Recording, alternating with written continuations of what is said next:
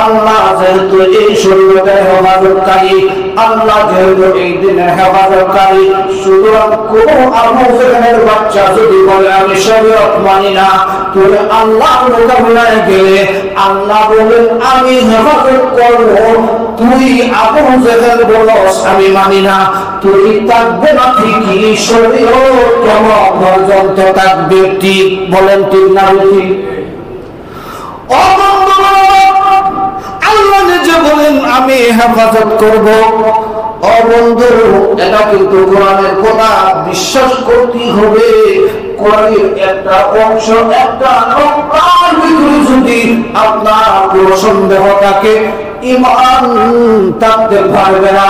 কারণ আমাদের ঈমান হলো আমানতু বিল্লাহি ওয়া মালাইকাতিহি ওয়া কুতুবিহি। কুতুবের আপনি যে কিতাবের একটা অংশ পছন্দ এটা মানবেন, আর আপনার পছন্দ না এটা মানবেন না, তা হয় না। লা নুফাররিকু বাইনা আহাদিন মির রাসূলিহি।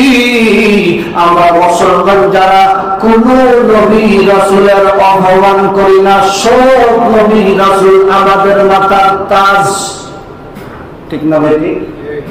সব নবী রাসূল আমাদের মাথা তাজ, আমরা মুসলমান যারা।